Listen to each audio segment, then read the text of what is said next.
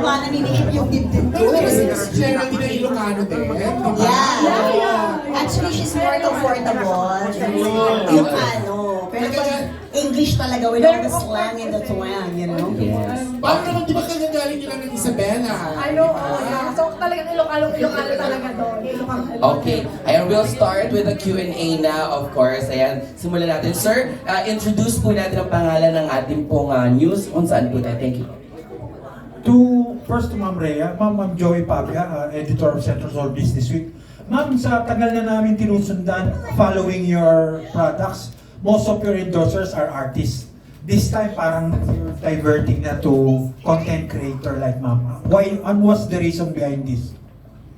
Napansin ko po kasi sa kanya, nung last time talaga na pumunta siya dito, to be honest, I did not pay her anything.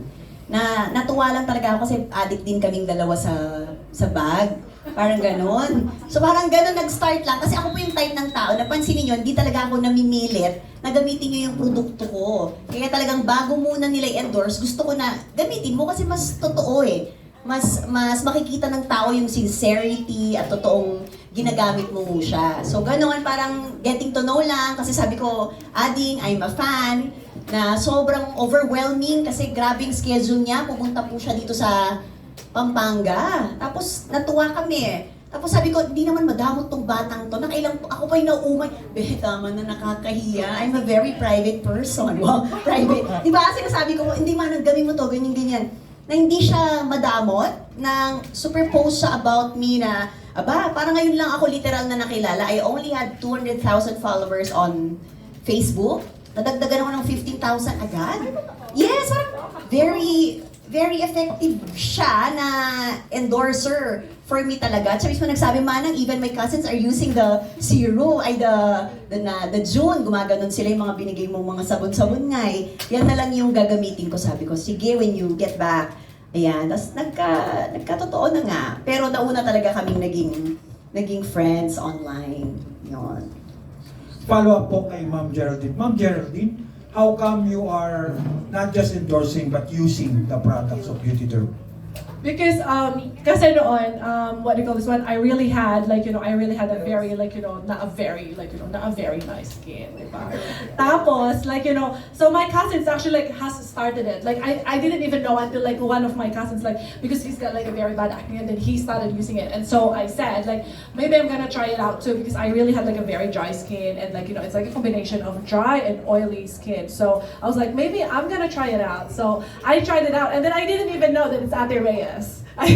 So and then we came here in April and then she was like gusto niyang pumunta sa meet and greet tapos sabi ko gano'n hindi kita maaasikaso. Yes! Sabi niya, sigurado ka Manang maraming tao sa market. Hindi may store naman ako doon. Okay lang ako, bakit?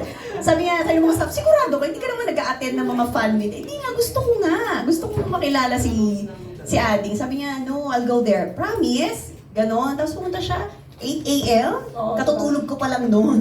Dumating siya talagang nakaganon yung mata ko. Para lang makilala siya. Pero dahil nag-enjoy kami, na late na siya sa next appointment niya, alauna na siya umalis.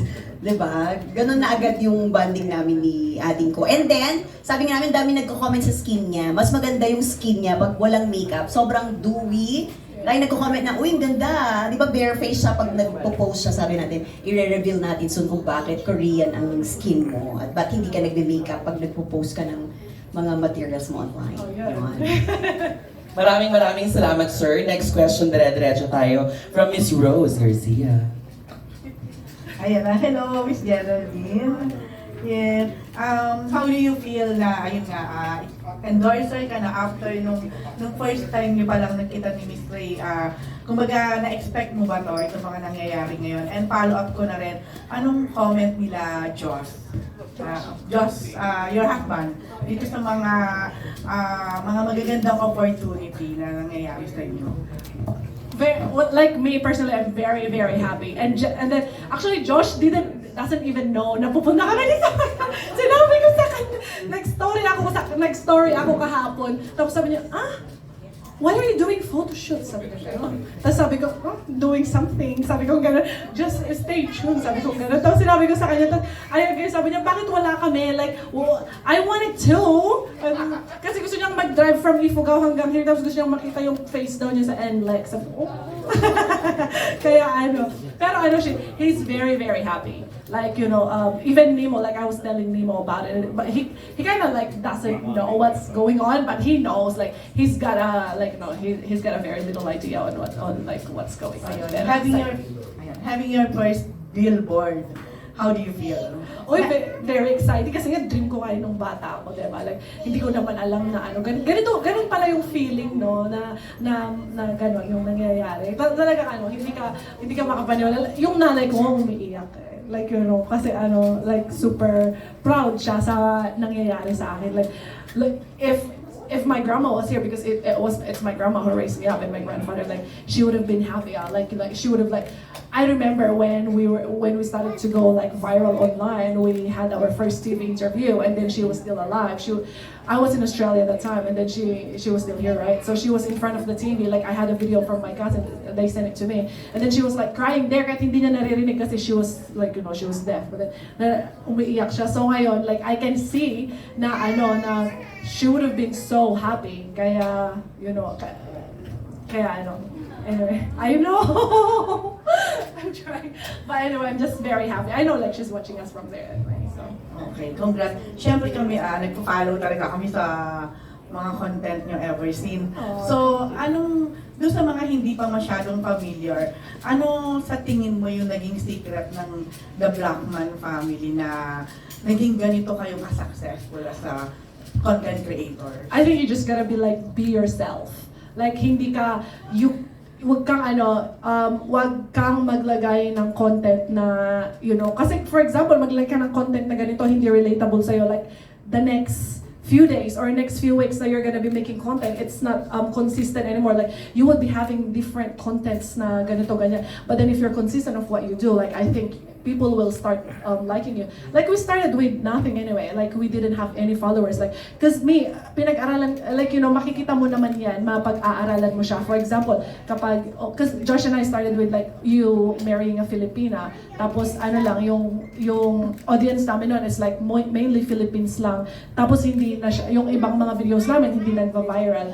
Tapos, ngayon, kapag same yung contents na ginagawa mo, it's all about like family and then like about marriage, then I think like kapag consistent yun, I think you're gonna grow because people would know. Like, hindi ko alam na like, I used to like not even like na sinasabi ko yung name ko sa sa social media, like, it's just a wife, like, what do you call this one, like, dinidescribe ko lang yung sarili ko, like, I'm a wife and Josh is a husband. Pero minsan sa mga videos, tinatawag akong Geraldine ni Josh, tinatawag ko din Josh.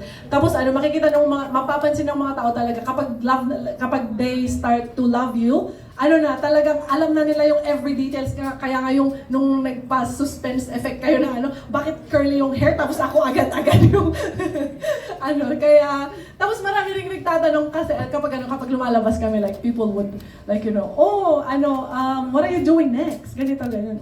Abangan. Last na, syempre, sa Australia ka naka-base. So, as we all know, maraming mga products, skincare product, maraming mga talagang mga branded na mga skincare. So, ano yung naging effect, ano yung naging difference sa'yo para ma-convince ka na itong serum ng Beauty Derm is one of the best, or so I think people started noticing my skin after after